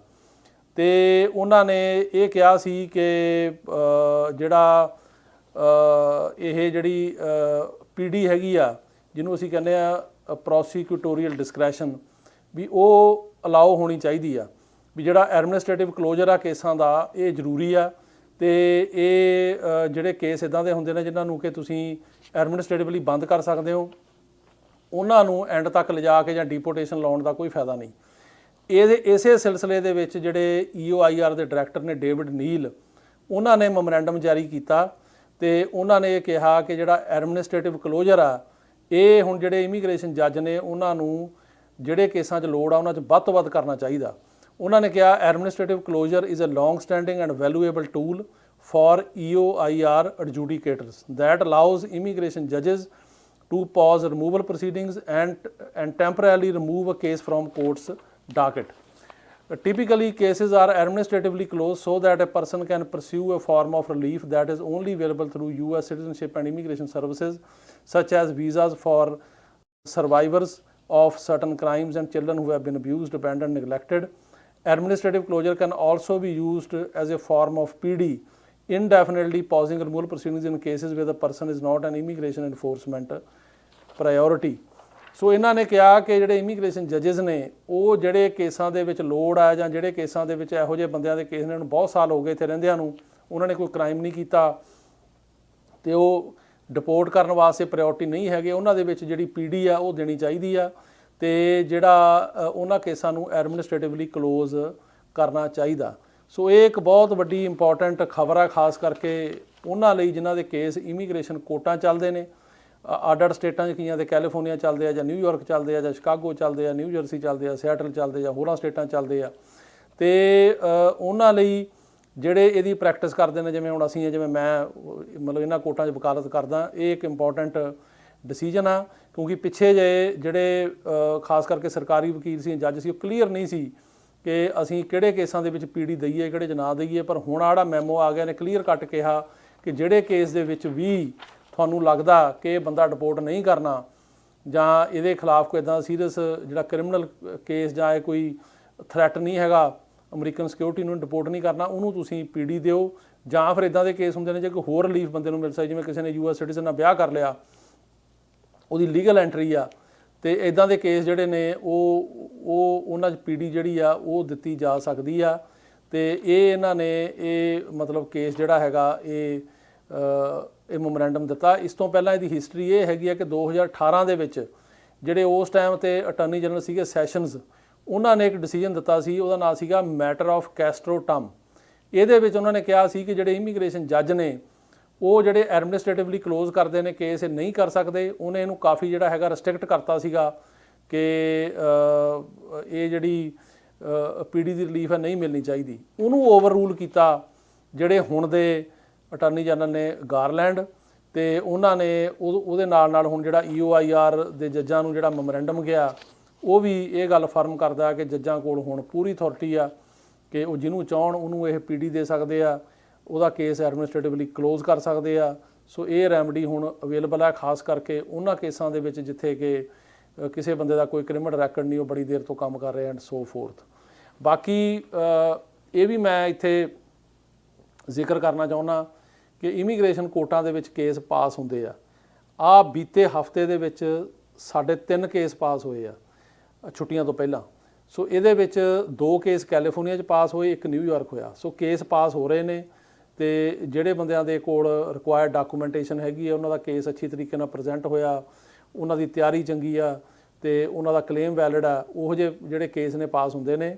ਤੇ ਇਸ ਕਰਕੇ ਕੇਸ ਜਿਹੜੇ ਆ ਉਹ ਖਾਸ ਕਰਕੇ ਕੈਲੀਫੋਰਨੀਆ ਤੇ ਨਿਊਯਾਰਕ ਦੇ ਵਿੱਚ ਪਾਸ ਹੋ ਰਹੇ ਆ। ਇਹ ਸਾਡਾ ਆਪਣਾ ਤਜਰਬਾ, ਸਾਡੇ ਆਪਣੇ ਆਫਿਸ ਦੇ ਕੇਸ ਪਾਸ ਹੋ ਰਹੇ ਆ। ਸੋ ਇਸ ਕਰਕੇ ਪਾਸ ਹੋ ਰਹੇ, ਪਰ ਕਈ ਕੇਸ ਇੱਦਾਂ ਦੇ ਹੁੰਦੇ ਨੇ ਜਿਨ੍ਹਾਂ ਦੇ ਵਿੱਚ ਕਿ ਇਹ ਲੱਗਦਾ ਹੁੰਦਾ ਕਿ ਇਹਦੇ 'ਚ ਪਾਸ ਹੋਣ ਦੀ ਉਮੀਦ ਹੈ ਨਹੀਂ ਜਾਂ ਬੰਦੇ ਨੂੰ ਕੋਈ ਹੋਰ ਰਿਲੀਫ ਮਿਲ ਸਕਦੀ ਆ। ਉਹਨਾਂ ਦੇ ਵਿੱਚ ਜਿਹੜੀ ਪੀਡੀ ਲੈਣ 'ਚ ਜੇ ਫਾਇਦਾ ਦਿਸੇ ਤਾਂ ਉਹ ਲਈ ਜਾਂਦੀ ਆ। ਉਹ ਹੁਣ ਇਹਨਾਂ ਨੇ ਲਾਓ ਕਰਤੀ ਆ ਫੁੱਲੀ, ਜੱਜਾਂ ਨੂੰ ਵੀ ਪਾਵਰ ਦੇਤੀ ਆ ਕਿ ਉਹ ਦੇ ਸਕਦੇ ਆ ਪੀਡੀ, ਤੇ ਜਿਹੜੇ ਸਰਕਾਰੀ ਵਕੀਲ ਨੇ ਉਹ ਵੀ ਇਹਨੂੰ ਹੁਣ ਅਗਰੈਸਿਵਲੀ ਅਗਲੇ ਸਾਲ ਦੇ ਵਿੱਚ ਆਪਾਂ ਦੇਖਾਂਗੇ ਕਿ ਪਰਸਿਊ ਕਰਨਗੇ। ਇਸ ਤੋਂ ਬਾਅਦ ਜੀ ਜਿਹੜੀ ਅਗਲੀ ਖਬਰ ਆ ਉਹ ਇਹ ਹੈਗੀ ਆ ਪਾਸਪੋਰਟਾਂ ਬਾਰੇ, ਕਿ ਜਿਹੜੇ ਅਮਰੀਕਨ ਪਾਸਪੋਰਟ ਨੇ ਇਹ ਹੁਣ ਥੋੜ੍ਹੇ ਮਹਿੰਗੇ ਹੋਣ ਜਾ ਰਹੇ ਆ। ਤੇ ਇਹਦੇ ਵਿੱਚ $20 27 ਦਸੰਬਰ ਤੋਂ ਫੀਸ ਵੱਧ ਜਾਏਗੀ ਹਰ ਪਾਸਪੋਰਟ ਦੀ। ਸੋ ਜਿਹੜੀਆਂ ਪਾਸਪੋਰਟ ਹੈਗੇ traveller 16 years and older who are applying for first time must pay 145 in fee or 165 starting next ਫੀ। ਉਹਨਾਂ ਦੀ ਫੀਸ $20 ਵੱਧ ਜਾਏਗੀ, ਜਿਨ੍ਹਾਂ ਦੀ 145 ਸੀਗੀ ਉਹ 165 ਹੋ ਜਾਏਗੀ। ਜਿਹੜੇ 16 ਸਾਲ ਤੇ 올ਡਰ ਆਪਣੇ ਪਾਸਪੋਰਟ ਰਿਨਿਊ ਕਰਾਉਂਦੇ ਨੇ ਉਹਨਾਂ ਦੀ ਫੀਸ ਜਿਹੜੀ ਆ ਉਹ 110 ਸੀ ਤੋਂ ਹੁਣ 130 ਹੋ ਜਾਣੀ ਆ। ਸੋ $20 ਫੀਸ ਜਿਹੜੀ ਆ ਉਹ ਵੱਧ ਰਹੀ ਆ US ਪਾਸਪੋਰਟ ਰਿਨਿਊ ਕਰਾਉਣ ਵਾਲਿਆਂ ਦੀ ਵੀ ਤੇ ਨਵੇਂ ਲੈਣ ਵਾਲਿਆਂ ਦੀ ਵੀ। ਤੇ ਜਿਨ੍ਹਾਂ ਨੇ $115 ਜਿਹੜੇ ਪੇ ਕਰਦੇ ਸੀ ਅੰਡਰ 16 ਦੇ ਮਤਲਬ ਪਾਸਪੋਰਟ ਲਈ, ਉਹਨਾਂ ਨੂੰ $135 ਦੇਣੇ ਪੈਣਗੇ। ਇਹ ਹੁਣ 27 ਤਰੀਕ ਤੋਂ ਜਿਹੜਾ ਹੈਗਾ 27 ਦਸੰਬਰ ਤੋਂ ਇਹ ਫੀਸ ਜਿਹੜੀ ਆ ਉਹ ਵਧੇਗੀ। ਤੇ ਇੱਕ ਹੋਰ ਆਪਸ਼ਨ ਰੱਖੀ ਗਈ ਆ ਉਹ ਹੈਗੀ $60 ਦੀ। ਉਹ ਦੇ ਕੇ ਤੁਸੀਂ ਐਕਸਪੀਡਾਈਟ ਡਿਲੀਵਰੀ ਕਰਾ ਸਕਦੇ ਹੋ, ਆਪਣਾ ਪਾਸਪੋਰਟ ਜਿਹੜਾ ਹੈਗਾ ਉਹ ਛੇਤੀ ਤੁਸੀਂ ਲੈ ਸਕਦੇ ਹੋ। ਤੇ ਉਹ ਪਾਸਪੋਰਟ ਜਿਹੜਾ ਹੈਗਾ 5 ਤੋਂ 7 ਵੀਕ ਦੇ ਵਿੱਚ ਆ ਜਾਏਗਾ। ਤੇ ਜੇ ਇਹ ਇੱਕ ਜਿਹੜੀ ਹੈਗੀ ਆ ਇੱਕ ਪ੍ਰੋਵੀਜ਼ਨ ਆ ਕਿ ਇਹਨੂੰ ਫਾਸਟ ਜਿਹੜਾ ਹੈਗਾ ਉਹ ਕੀਤਾ ਜਾ ਸਕਦਾ, ਕਿਉਂਕਿ ਕਾਫੀ ਜ਼ਿਆਦਾ ਇੰਟਰਨੈਸ਼ਨਲ ਟਰੈਵਲ 'ਚ ਡਿਮਾਂਡ ਹੈ। ਪਲੱਸ ਨਾਲੇ ਜਿਉਂ-ਜਿਉਂ ਹੁਣ ਜਿਹੜੀਆਂ ਹੈਗੀਆਂ ਲੋਕੀ ਟਰੈਵਲ ਜ਼ਿਆਦਾ ਕਰਨ ਲੱਗੇ ਆ, ਉਹਨਾਂ ਨੂੰ ਹੁਣ ਪਾਸਪੋਰਟ ਦੀ ਜਿਹੜੀ ਆ ਉਹ ਲੋੜ ਆ। ਪਰ ਫੀਸਾਂ ਵੱਧ ਗਈਆਂ ਨੇ, ਪਰ ਸਰਕਾਰ ਦੀ ਕੋਸ਼ਿਸ਼ ਹੈ ਵੀ ਟਾਈਮ ਜਿਹੜਾ ਹੈਗਾ ਉਹ ਘੱਟ ਲੱਗੇ ਪਾਸਪੋਰਟ ਦੇ ਵਿੱਚ। ਇਸ ਤੋਂ ਇਲਾਵਾ ਹੁਣ ਜਿਹੜੀ ਅਗਲੀ ਖਬਰ ਆ ਉਹ ਇਹ ਆ ਕਿ ਜਿਹੜੇ ਐਡਜਸਟਮੈਂਟ ਆਫ ਸਟੇਟਸ ਦੇ ਕੇਸਿਸ ਨੇ, ਖਾਸ ਕਰਕੇ ਜਿਹੜੇ ਗ੍ਰੀਨ ਕਾਰਡ ਦੀਆਂ, ਉਹ 'ਚ ਕਾਫੀ ਡਿਲੇ ਆ। ਹੁਣ ਕਈ ਲੋਕਾਂ ਨੇ ਆਪਣੇ ਮਾਂ-ਬਾਪ ਦਾ ਅਪਲਾਈ ਕੀਤਾ ਹੋਇਆ ਅਮਰੀਕਾ ਦੇ ਵਿੱਚ ਰਹਿ ਕੇ। ਮੈਂ ਉਹ ਨਹੀਂ ਗੱਲ ਕਰ ਰਿਹਾ ਜਿਹੜੇ ਇੰਡੀਆ ਤੋਂ ਆਉਣਾ, ਜਿਹੜੇ ਇੱਥੇ ਜਿਵੇਂ ਕੋਈ ਬੰਦਾ ਆਇਆ ਵਿਜ਼ਟਰ ਵੀਜ਼ੇ ਤੇ ਉਹਦਾ ਜਿਹੜੀ ਪਟੀਸ਼ਨ ਕੀਤੀ ਆ ਕਿਸੇ ਨੇ ਤੇ ਆਪਣੇ ਉਹਨੂੰ ਵੀ ਕਾਫੀ ਡਿਲੇ ਆ। ਜਿਵੇਂ ਅੱਗੇ ਸਾਲ ਸਵਾ ਸਾਲ ਲੱਗਦਾ ਸੀਗਾ, ਅੱਜ ਕੱਲ੍ਹ ਉਹਨੂੰ ਕਈਆਂ ਕੇਸਾਂ ਨੂੰ 1.5 2 ਸਾਲ ਲੱਗ ਰਹੇ ਆ, ਉਹ ਡਿਲੇ ਹੈਗੀ ਆ। ਤੇ ਜਿਹੜੀਆਂ ਇੰਟਰਵਿਊਜ਼ ਵਗੈਰਾ ਸਿਟੀਜ਼ਨਸ਼ਿਪ ਦੀਆਂ ਉਹਨਾਂ 'ਚ ਵੀ ਡਿਲੇ ਆ। ਹੁਣ ਦੇਖਣ ਵਾਲੀ ਗੱਲ ਹੋਏਗੀ ਕਿ ਛੁੱਟੀਆਂ ਤੋਂ ਬਾਅਦ ਕਿੰਨਾ ਕੁ ਤੇਜ਼ ਉਹ ਕਰਦੇ ਆ, ਇਹ ਹੁਣ ਜਿਹੜਾ ਸਮਾਂ ਦੱਸੇਗਾ। ਸੋ ਇਹ ਸੀਗੀਆਂ ਹੁਣ ਦੀਆਂ ਇੰਪੋਰਟੈਂਟ ਖਬਰਾਂ। ਤੇ ਹੁਣ ਸਮਾਂ ਹੋ ਗਿਆ ਤੁਹਾਡੇ ਜਿਹੜੇ ਸਵਾਲਾਂ ਦੇ ਜਵਾਬ ਦੇਣ ਦਾ। ਤੇ ਸਾਰਿਆਂ ਤੋਂ ਪਹਿਲਾ ਜਿਹੜਾ ਸਵਾਲ ਹੈ ਉਹ ਇਹ ਹੈਗਾ ਜੀ ਕਿ F2A ਕੈਟਾਗਰੀ 'ਚ ਅਪਲਾਈ ਕੀਤਾ ਸੀਗਾ ਤੇ ਹੁਣ ਤੱਕ ਸਾਨੂੰ ਉਹਦੇ ਬਾਰੇ ਕੋਈ ਵੀ ਖਾਸ ਜਾਣਕਾਰੀ ਨਹੀਂ ਮਿਲੀ। ਇਹਦੇ ਬਾਰੇ ਮੈਂ ਤੁਹਾਨੂੰ ਥੋੜ੍ਹਾ ਜਿਹਾ ਦੱਸਦਾ ਕਿ ਜਿਹੜੀ F2A ਕੈਟਾਗਰੀ ਆ ਇਹ ਬੇਸਿਕਲੀ ਹੈਗੀ ਆ ਜਿਹੜੇ ਗ੍ਰੀਨ ਕਾਰਡ ਹੋਲਡਰ ਦੇ ਹਸਬੈਂਡ ਤੇ ਵਾਈਫ ਦੀ ਜਿਹੜੀ ਕੈਟਾਗਰੀ ਆ। ਇਹਦੇ ਵਿੱਚ ਅੱਜ ਕੱਲ੍ਹ ਕਾਫੀ ਡਿਲੇ ਜ਼ਰੂਰ ਆ। ਬਾਕੀ ਤੁਸੀਂ ਪਤਾ ਕੀਤਾ, ਤੁਸੀਂ ਪਰਸਿਊ ਕਰੋ। ਜੇ ਤੁਹਾਨੂੰ ਕੋਈ ਰਸੀਦ ਵਗੈਰਾ ਉਹਨਾਂ ਦੀ ਆਈ ਆ, ਤੁਸੀਂ ਉਹਨਾਂ ਨੂੰ ਈਮੇਲ ਕਰ ਸਕਦੇ ਹੋ, ਲੈਟਰ ਲਿਖ ਸਕਦੇ ਹੋ, ਕਾਲ ਕਰ ਸਕਦੇ ਹੋ, ਪਰ ਇਹ 'ਚ ਡਿਲੇ ਹੈਗੀ ਆ। ਅਗਲਾ ਸਵਾਲ ਹੈ ਜੀ ਕਿ ਸਾਡੇ ਬੱਚਿਆਂ ਦਾ ਅਮਰੀਕਾ ਦੇ ਵਿੱਚ ਅਸੈਲਮ ਦਾ ਕੇਸ ਲੱਗਿਆ ਹੋਇਆ ਤੇ ਸਟੂਡੈਂਟ ਕੈਨੇਡਾ ਤੋਂ USA ਆ ਕੇ ਮੈਰਿਜ ਕਰਾ ਕੇ ਅਸੈਲਮ ਲਗਾ ਸਕਦੀ ਹੈ। ਦੇਖੋ ਇਸ ਤਰ੍ਹਾਂ ਆ ਕਿ ਜੇ ਫਰਜ਼ ਕਰੋ ਤੁਹਾਡਾ ਜਿਹੜਾ ਹੈਗਾ ਉਹ ਅਸੈਲਮ ਕੇਸ ਲੱਗਿਆ ਤੇ ਕੋਈ ਸਟੂਡੈਂਟ ਆ ਕੈਨੇਡਾ 'ਚ, ਉਹ ਜੇ ਇੱਥੇ ਆਉਂਦੀ ਆ ਜਾਂ ਆਉਂਦਾ, ਉਹਨੂੰ ਅਸੈਲਮ ਲਾਉਣ ਦਾ ਕੋਈ ਪਾਬੰਦੀ ਨਹੀਂ, ਪਰ ਅਸੈਲਮ ਦੇ 5 ਗਰਾਊਂਡਾਂ 'ਚ ਉਹਦਾ ਕੇਸ ਹੋਣਾ ਚਾਹੀਦਾ। ਤੇ ਅਸੈਲਮ ਦਾ ਅਮਰੀਕਾ 'ਚ ਕੋਈ ਵੀ ਲਾ ਸਕਦਾ, ਜਿਹੜਾ ਚਾਹੇ ਵਿਜ਼ਟਰ ਆਇਆ, ਚਾਹੇ ਉਹ ਸਟੂਡੈਂਟ ਵੀਜ਼ੇ ਤੇ ਆਇਆ, ਚਾਹੇ ਉਹ ਉੱਦਾਂ ਹੀ ਬਾਰਡਰ ਟੱਪ ਕੇ ਆਇਆ, ਚਾਹੇ ਉਹ ਬਾਰਡਰ 'ਤੇ ਫੜਿਆ ਗਿਆ, ਚਾਹੇ ਨਹੀਂ ਫੜਿਆ ਗਿਆ, ਉਹ ਵੀ ਅਸੈਲਮ ਲਾ ਸਕਦਾ। ਲੇਕਿਨ ਮਸਲਾ ਇਹ ਆ ਕਿ ਕੀ ਉਹਦਾ ਅਸੈਲਮ ਦਾ ਕੇਸ ਬਣਦਾ, ਕੀ ਜਿਹੜੇ ਅਸੈਲਮ ਦੇ 5 ਗਰਾਊਂਡ ਨੇ ਉਹਨਾਂ ਦੇ ਵਿੱਚ ਉਹਦਾ ਕੇਸ ਆਉਂਦਾ, ਕੀ ਉਹਦਾ ਇਨ ਅਦਰ ਵਰਡਸ ਕਿ ਕੀ ਉਹਦਾ ਕੇਸ ਸੱਚਾ ਆ, ਕੀ ਉਹ ਕ੍ਰੈਡੀਬਲ ਆ। ਜੇ ਉਹਦਾ ਕੇਸ ਸੱਚਾ, ਉਹਨੂੰ ਆਪਣੀ ਕੰਟਰੀ ਜਿੱਥੋਂ ਆਇਆ, ਜਿਵੇਂ ਇੰਡੀਆ ਤੋਂ ਆਇਆ, ਉੱਥੇ ਕੋਈ ਪ੍ਰੋਬਲਮ ਹੈਗੀ ਆ, ਤਾਂ ਉਹ ਪ੍ਰੋਬਲਮ ਜਿਹੜੀ ਆ ਉਹਦੇ ਸੈਲਮ ਦੇ 5 ਗਰਾਊਂਡ ਨੇ ਉਹਨਾਂ ਦੇ ਵਿੱਚ ਆਉਂਦੀ ਆ, ਤਾਂ ਉਹ ਬੰਦਾ ਜ਼ਰੂਰ ਆਪਣਾ ਕੇਸ ਲਾ ਸਕਦਾ। ਪਰ ਜੇ ਉਹਨਾਂ 5 ਗਰਾਊਂਡਾਂ ਦੇ ਵਿੱਚ ਉਹਦੀ ਪ੍ਰੋਬਲਮ ਨਹੀਂ ਆਉਂਦੀ, ਉਹਨੂੰ ਕੋਈ ਖਤਰਾ ਨਹੀਂ, ਸਿਰਫ ਉਹ ਰਹਿਣ ਲਈ ਸੈਲਮ ਲਾ ਰਿਹਾ ਵੀ ਮੈਂ ਉੱਦਾਂ ਹੀ ਲੈ ਕੇ ਵਰਕ ਪਰਮਿਟ ਲੈਣਾ, ਉਹ ਗਲਤ ਆ, ਉਹ ਨਹੀਂ ਲਾ ਸਕਦਾ। ਅਗਲਾ ਸਵਾਲ ਹੈ ਜੀ ਕਿ ਅਸੀਂ ਫਾਰਮ I-751 ਕੰਡੀਸ਼ਨ ਰਿਮੂਵਲ ਦਾ ਅਪਲਾਈ ਕੀਤਾ ਤੇ ਅਸੀਂ ਇੰਡੀਆ ਟਰੈਵਲ ਕਰਨਾ ਚਾਹੁੰਦੇ ਹਾਂ, ਤੇ ਅਸੀਂ USCIS ਨੂੰ ਕਾਲ ਕੀਤੀ ਸੀ ਅਪਾਇੰਟਮੈਂਟ ਦੀ ਸਟੈਂਪ ਲਵਾਉਣ ਲਈ, ਤੇ ਉਹਨਾਂ ਨੇ ਕਹਿਤਾ ਕਿ ਉਹ ਸਟੈਂਪ ਨਹੀਂ ਲਾ ਸਕਦੇ, ਤੇ ਹੁਣ ਕੀ ਸੋਲਿਊਸ਼ਨ ਆ। ਦੇਖੋ ਇਸ ਤਰ੍ਹਾਂ ਆ ਕਿ ਸਟੈਂਪ ਲਾਏ ਬਿਨਾਂ ਤੁਸੀਂ ਨਹੀਂ ਜਾ ਸਕਦੇ। ਜੇ ਤੁਸੀਂ ਤੁਹਾਨੂੰ ਲੋਕਲ ਅਪਾਇੰਟਮੈਂਟ 'ਚ ਆਫਿਸ ਜਿਹੜਾ ਲੋਕਲ ਆਫਿਸ ਉੱਥੇ ਜਾਣਾ ਪੈਣਾ। ਜੇ ਸਟੈਂਪ ਨਹੀਂ ਲੱਗਦੀ ਤਾਂ ਤੁਸੀਂ ਉੱਦਾਂ ਹੀ ਲੈਟਰ ਲੈ ਕੇ ਚਲੇ ਜਾਂਦੇ ਆ, ਤਾਂ ਤੁਹਾਨੂੰ ਇੱਥੇ ਐਂਟਰੀ ਦੇਣ ਤੋਂ ਰੋਕਿਆ ਜਾ ਸਕਦਾ। ਸੋ ਸਟੈਂਪ ਲਾਉਣੀ ਜ਼ਰੂਰੀ ਆ। ਅਗਲਾ ਸਵਾਲ ਹੈ ਜੀ ਕਿ ਮੇਰੇ ਪਟੀਸ਼ਨ ਮੈਂ ਕੀਤੀ ਸੀ ਆਪਣੇ ਬ੍ਰਦਰ ਦੀ, ਤੇ ਮੈਂ ਇਹਦੀ ਅਪਰੂਵਲ ਕਿਵੇਂ ਚੈੱਕ ਕਰਾਂ। ਅਪਰੂਵਲ ਤਾਂ ਜਿਹੜਾ ਤੁਹਾਨੂੰ ਪਹਿਲਾਂ ਲੈਟਰ ਆਉਂਦਾ, ਉਹ ਲੈਟਰ 'ਤੇ ਲਿਖਿਆ ਹੁੰਦਾ ਕਿ ਸਾਨੂੰ ਫੀਸ ਮਿਲ ਗਈ, ਜਿਹੜਾ ਫੀਸ ਰਸੀਟ ਦਾ ਉੱਤੇ ਕੇਸ ਨੰਬਰ ਹੁੰਦਾ, ਉਹ ਕੇਸ ਨੰਬਰ 'ਤੇ ਚੈੱਕ ਕਰ ਸਕਦੇ ਹੋ। ਤੁਸੀਂ ਉਹਨਾਂ ਨੂੰ ਚਿੱਠੀ ਪਾ ਸਕਦੇ ਹੋ, ਈਮੇਲ ਕਰ ਸਕਦੇ ਹੋ, ਕਾਲ ਕਰ ਸਕਦੇ ਹੋ। ਪਰ ਜੇ ਤੁਹਾਨੂੰ ਉਸ ਤੋਂ ਬਾਅਦ ਅਗਲਾ ਕੋਈ ਪ੍ਰੋਸੀਜਰ ਨਹੀਂ ਆਇਆ, ਮਤਲਬ ਅਪਰੂਵਲ ਅਜੇ ਹੋਈ ਨਹੀਂ, ਕੇਸ ਉਹਨਾਂ ਕੋਲ ਪੈਂਡਿੰਗ ਆ, ਤੇ ਇਨਕੁਆਇਰੀ ਜ਼ਰੂਰ ਕਰ ਸਕਦੇ ਹੋ। ਪਰ ਅੱਜ ਕੱਲ੍ਹ ਅਪਰੂਵਲਾਂ ਨੂੰ ਬਹੁਤ ਸਾਲ ਲੱਗ ਰਹੇ ਨੇ, ਜਿਹੜੀ ਇਹ ਖਾਸ ਕਰਕੇ ਭਰਾ ਭੈਣ ਦੀ ਕੈਟੇਗਰੀ ਨੂੰ 8-8 9-9 ਸਾਲ ਲੱਗ ਰਹੇ ਅਪਰੂਵ ਹੋਣ ਨੂੰ। ਸੋ ਇਸ ਕਰਕੇ ਲੇਕਿਨ ਕੇਸ ਦੀ ਜਿਹੜੀ ਪ੍ਰਾਇਓਰਟੀ ਡੇਟ ਆ ਉਹ ਉਹੀ ਰਹੇਗੀ ਜੋ ਤੁਸੀਂ ਅਪਲਾਈ ਕੀਤਾ। ਅਗਲਾ ਸਵਾਲ ਹੈ ਜੀ ਕਿ F4 ਕੈਟੇਗਰੀ ਦੇ ਵਿੱਚ ਜਿਹੜੇ ਬੱਚੇ ਹੈਗੇ ਆ, ਉਹਨੇ ਜੇ 21 ਸਾਲ ਤੋਂ ਉੱਪਰ ਹੋ ਜਾਣ ਤਾਂ ਉਹਨਾਂ ਦੀ ਜਿਹੜੀ ਮਤਲਬ ਕੈਲਕੂਲੇਸ਼ਨ ਹੈਗੀ ਆ, ਉਹਦੇ 'ਚ ਕੋਈ ਰਿਲੈਕਸੇਸ਼ਨ ਹੋ ਸਕਦੀ। ਦੇਖੋ ਇਸ ਤਰ੍ਹਾਂ ਕਿ child stats protection act cover ਜ਼ਰੂਰ ਕਰਦਾ ਜਿਹੜੇ 21 ਸਾਲ ਤੋਂ ਉੱਪਰ ਹੋ ਜਾਂਦੇ ਆ, ਲੇਕਿਨ ਉਹਦੀ ਜਿਹੜੀ ਕੈਲਕੂਲੇਸ਼ਨ ਮੈਂ ਕਈ ਵਾਰੀ ਦੱਸੀ ਆ ਪ੍ਰੋਗਰਾਮਾਂ ਦੇ ਵਿੱਚ, ਉਹ ਬੇਸਿਕਲੀ ਇਹ ਹੈਗੀ ਆ ਕਿ ਤੁਹਾਨੂੰ ਇਹ ਦੇਖਣਾ ਪੈਂਦਾ ਕਿ ਅਪਲਾਈ ਕਦੋਂ ਕੀਤਾ ਸੀ ਕੇਸ, ਉਸ ਤੋਂ ਬਾਅਦ ਉਹਦੀ ਅਪਰੂਵਲ ਕਦੋਂ ਆਈ। ਜਿਵੇਂ ਹੁਣ ਆ ਪਿੱਛੇ ਸਵਾਲ ਦਾ ਜਿਹੜਾ ਜਵਾਬ ਸੀ, ਉਹਨਾਂ ਨੇ ਆਪਣੇ ਭਰਾ ਭੈਣ ਦਾ ਕੀਤਾ ਤੇ ਅਪਰੂਵਲ ਨਹੀਂ ਆਈ। ਜੇ ਹੁਣ ਇਹਨਾਂ ਨੂੰ ਅਪਰੂਵਲ 10 ਸਾਲਾਂ ਬਾਅਦ ਜਾ ਕੇ ਆਉਂਦੀ ਆ, ਤੇ ਇਹਨਾਂ ਦੇ ਜਿਹੜੇ ਮਤਲਬ ਭਰਾ ਦੇ ਬੱਚੇ ਓਵਰ 21 ਹੋ ਜਾਂਦੇ ਨੇ, ਉਹ 10 ਸਾਲ ਦਾ ਟਾਈਮ ਉਹਨਾਂ ਨੂੰ ਗੈਪ ਮਿਲੂਗਾ ਉਹਦੇ 'ਚ। ਸੋ ਜਿੰਨੀ ਲੇਟ ਅਪਰੂਵਲ ਆਉਂਦੀ ਆ ਉਹਨਾਂ ਫਾਇਦਾ, ਤੇ ਉਹ ਟਾਈਮ ਦੇਖਣਾ ਪੈਂਦਾ ਵੀ ਕੇਸ ਅਪਲਾਈ ਕਦੋਂ ਹੋਇਆ, ਅਪਰੂਵ ਕਦੋਂ ਹੋਇਆ। ਫਿਰ ਜਦੋਂ ਤੁਹਾਡੀ ਡੇਟ ਕਰੰਟ ਹੋਊਗੀ, ਉਸ ਟਾਈਮ 'ਤੇ ਬੱਚੇ ਦੀ ਉਮਰ ਕਿੰਨੀ ਆ, ਤੇ ਉਹ ਬੱਚੇ ਦੀ ਉਮਰ 'ਚੋਂ ਅਪਰੂਵਲ ਦਾ ਤੇ ਜਿਹੜਾ ਅਪਲਾਈ ਕੀਤੇ ਦਾ ਟਾਈਮ ਕੱਢਿਆ ਜਾਂਦਾ। ਸੋ ਜਿੰਨਾ ਜ਼ਿਆਦਾ ਉਹ ਟਾਈਮ ਹੋਊਗਾ, ਉਨੀ ਵੱਡੀ ਉਮਰ ਦਾ ਬੱਚਾ ਆ ਸਕੂਗਾ। ਜੇ ਤੁਹਾਨੂੰ ਅਪਰੂਵਲ 2 ਸਾਲਾਂ ਬਾਅਦ ਆ ਗਈ ਤਾਂ ਫਿਰ 2 ਸਾਲ ਹੀ ਮਿਲਣਗੇ ਗ੍ਰੇਸ, ਫਿਰ ਬੱਚਾ 23 ਸਾਲ ਤੱਕ ਦਾ ਆ ਸਕਦਾ। ਜੇ ਅਪਰੂਵਲ 10 ਸਾਲਾਂ ਬਾਅਦ ਆਉਂਦੀ ਆ, ਤਾਂ ਜੇ ਬੱਚੇ ਦੀ ਉਮਰ 28 ਸਾਲ ਵੀ ਹੋਵੇ ਤਾਂ ਵੀ ਕਵਰ ਹੋ ਜਾਏਗਾ। ਸੋ ਇਸ ਕਰਕੇ ਉਹ 'ਤੇ ਡਿਪੈਂਡ ਕਰਦਾ। ਅਗਲਾ ਸਵਾਲ ਹੈ ਜੀ ਕਿ ਮੈਂ US ਸਿਟੀਜ਼ਨ ਹਾਂ, ਅਤੇ ਮੈਂ ਪਿੱਛੇ ਜੇ ਵਿਆਹ ਕਰਾਇਆ ਇੰਡੀਆ 'ਚ।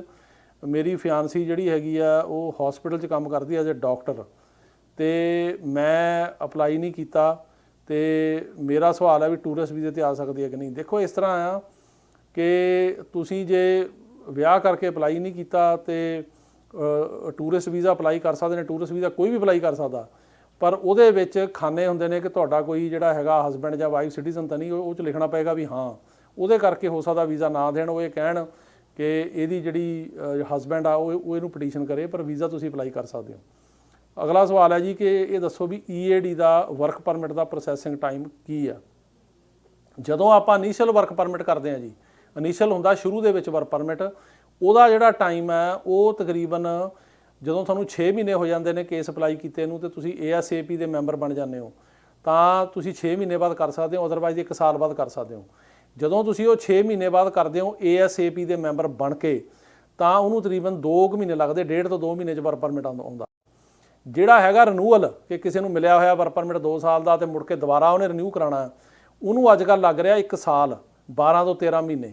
ਉਹਦੇ ਕਰਕੇ ਹੀ ਅਸੀਂ ਆ ਕਈ ਲੀਡਰਾਂ ਨੂੰ ਮਿਲੇ ਆ ਕਿ ਜਿਹੜਾ ਹੈਗਾ ਟਾਈਮ ਘੱਟ ਕਰੋ। ਉਹਦੇ ਬਾਰੇ ਕੇਸ ਵੀ ਕੀਤਾ ਹੋਇਆ ਕੋਰਟ ਦੇ ਵਿੱਚ, ASAP ਜਿਹੜੀ ਆਰਗੇਨਾਈਜੇਸ਼ਨ ਆ ਉਹਨੇ, ਕਿ ਟਾਈਮ ਘੱਟ ਹੋਣਾ ਚਾਹੀਦਾ। ਅੱਗੇ 90 ਦਿਨ 'ਚ ਆਉਂਦੇ ਰਹੇ, ਇਹਨੂੰ ਬਹੁਤ ਟਾਈਮ ਲੱਗ ਰਿਹਾ। ਅਗਲਾ ਸਵਾਲ ਹੈ ਜੀ ਕਿ ਉਹ ਇਹ ਕਹਿੰਦੇ ਨੇ ਕਿ ਸਾਡੀ ਫਿੰਗਰਪ੍ਰਿੰਟ ਦੀ ਅਪਾਇੰਟਮੈਂਟ ਆਈ ਸੀ, ਅਸੀਂ ਮਿਸ ਕਰ ਲਈ, ਅਸੀਂ ਇੰਡੀਆ 'ਚ ਸੀਗੇ, ਹੁਣ ਕੀ ਕਰੀਏ। ਤੁਸੀਂ ਉਹਨਾਂ ਨੂੰ ਕਾਲ ਕਰਕੇ ਦੁਬਾਰਾ ਅਪਾਇੰਟਮੈਂਟ ਬਣਾ ਸਕਦੇ ਹੋ, ਉਹਨੂੰ ਰੀਜ਼ਨ ਦੱਸ ਦਿਓ, ਦੁਬਾਰਾ ਭੇਜਣਗੇ। ਜਾਂ ਕਈ ਵਾਰੀ ਉਹ ਜਿਹੜੀ ਸਿਟੀਜ਼ਨਸ਼ਿਪ ਦੇ ਕੇਸਾਂ ਦੇ ਵਿੱਚ ਜਿਹੜੇ ਫਿੰਗਰਪ੍ਰਿੰਟ ਨਹੀਂ ਵੀ ਕਰਦੇ, ਉਹ ਪੁਰਾਣੇ ਫਿੰਗਰਪ੍ਰਿੰਟ ਜਿਹੜੇ ਨੇ ਉਹ ਚੱਕ ਕੇ ਐਡਜਸਟ ਕਰ ਦਿੰਦੇ ਨੇ, ਜੇ ਸਰਟਨ ਟਾਈਮ ਦੇ ਵਿੱਚ ਹੋਏ ਹੋਣ। ਅਗਲਾ ਸਵਾਲ ਹੈ ਜੀ ਕਿ F21 ਦੀ ਇੰਟਰਵਿਊ ਦੀ ਕੋਈ ਅਪਡੇਟ। ਦੇਖੋ ਇਹਦੇ 'ਚ ਬੇਸਿਕਲੀ ਜਿਹੜਾ F2A ਕੇਸ ਦੀ ਤੁਸੀਂ ਮੇਰਾ ਖਿਆਲ ਗੱਲ ਕਰ ਰਹੇ ਹੋ, ਉਹੀ ਜਿਹੜਾ husband wife green card holder ਦੇ ਇਹਦੀ ਅਜੇ ਕੋਈ ਜਿਹੜੀ ਹੈਗੀ ਫਾਸਟ ਹੋਣ ਦਾ ਅਜੇ ਕੁਝ ਨਹੀਂ ਲੱਗਦਾ ਮੈਨੂੰ, ਕਿਉਂਕਿ ਜਿਹੜਾ ਦਸੰਬਰ ਦਾ ਵੀਜ਼ਾ ਬੁਲੇਟਿਨ ਆਇਆ ਉਹਦੇ ਜਿਹੜੀਆਂ ਡੇਟਾਂ ਚੱਲ ਰਹੀਆਂ ਨੇ ਉਹ F4 ਕੈਟਾਗਰੀ 'ਚ ਹੈਗੀ ਹੈ ਜੀ 15 ਸਤੰਬਰ 2005, F3 ਜਿਹੜੀ ਹੈਗੀ ਹੈ ਮੈਰਿਡ ਬੱਚੇ ਸਿਟੀਜ਼ਨ ਦੀ ਉਹ ਹੈਗੀ 22 ਨਵੰਬਰ 2008, F2B ਆ ਗ੍ਰੀਨ ਕਾਰਡ ਹੋਲਡਰ ਦੇ ਅਨਮੈਰਿਡ ਬੱਚੇ ਓਵਰ 21 22 ਸਤੰਬਰ 2015, F2A ਕੈਟਾਗਰੀ ਜਿਹੜੀ ਆ ਉਹ ਕਰੰਟ ਆ, F1 ਹੈਗੀ ਆ ਜੀ 1 ਦਸੰਬਰ 2014 ਇੰਡੀਆ ਦਾ। ਟਾਈਮ ਮੂਵ ਨਹੀਂ ਹੋ ਰਹੀਆਂ ਕੈਟਾਗਰੀਆਂ, ਇੰਟਰਵਿਊ ਨਹੀਂ ਆ ਰਹੀਆਂ, ਤੇ ਇਹਦੇ ਬਾਰੇ ਹੁਣ ਦੇਖਣ ਵਾਲੀ ਗੱਲ ਆ ਵੀ ਜਦੋਂ ਹੁਣ ਜਨਵਰੀ ਦਾ ਵੀਜ਼ਾ ਬੁਲਟਨ ਆਏਗਾ ਇਹ 'ਚ ਕੀ ਆਏਗਾ। ਅਗਲਾ ਸਵਾਲ ਹੈ ਜੀ ਕਿ ਅਸੀਂ ਕਦੋਂ ਆਪਣੀ ਇੰਟਰਵਿਊ ਐਕਸਪੈਕਟ ਕਰ ਸਕਦੇ ਹਾਂ। ਬੰਬੇ ਕਾਉਂਸਲੇਟ ਦੇ ਵਿੱਚ 6 ਫਰਵਰੀ 2021 ਦਾ ਸਾਡਾ ਸਾਰਾ ਕੁਝ ਹੋਇਆ। ਦੇਖੋ ਅਜੇ ਕੁਝ ਨਹੀਂ ਕਹਿ ਸਕਦੇ, ਇਹਨੂੰ ਟਾਈਮ ਲੱਗੂਗਾ, ਉੱਥੇ ਅਜੇ ਇੰਟਰਵਿਊਆਂ ਬਹੁਤ ਸਲੋ ਜਿਹੜਾ ਹੈਗਾ ਪ੍ਰੋਸੈਸ ਚੱਲ ਰਿਹਾ।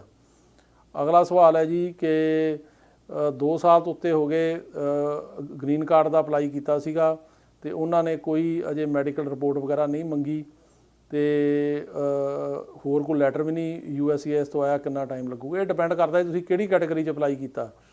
ਤੁਸੀਂ ਜੇ ਤਾਂ ਅਸੈਲਮ ਦੀ ਗੱਲ ਕਰ ਰਹੇ ਹੋ ਵੀ ਤੁਹਾਡਾ ਅਸੈਲਮ ਦਾ ਕੇਸ ਪਾਸ ਹੋਇਆ ਤਾਂ ਉਸ ਤੋਂ ਬਾਅਦ ਤੁਸੀਂ 1 ਸਾਲ ਬਾਅਦ ਗ੍ਰੀਨ ਕਾਰਡ ਅਪਲਾਈ ਕੀਤਾ, ਤੁਹਾਡਾ ਨਹੀਂ ਮੰਗਿਆ, ਉਹਨੂੰ ਵੀ ਅੱਜ ਕੱਲ੍ਹ 2 ਤੋਂ 2.5 ਸਾਲ ਲੱਗ ਰਹੇ, ਟਾਈਮ ਲੱਗ ਰਿਹਾ। ਜੇ ਤੁਸੀਂ ਵਿਆਹ ਦੀ ਬੇਸ 'ਤੇ ਕੀਤਾ ਉਹਨੂੰ ਵੀ ਟਾਈਮ ਲੱਗ ਰਿਹਾ, ਪਰ ਇੰਨਾ ਨਹੀਂ ਲੱਗ ਰਿਹਾ, ਉਹ 1.5 ਸਾਲ 'ਚ ਹੋ ਜਾਂਦਾ ਜੇ ਤੁਸੀਂ US ਸਿਟੀਜ਼ਨ ਨਾ ਕਰੋ।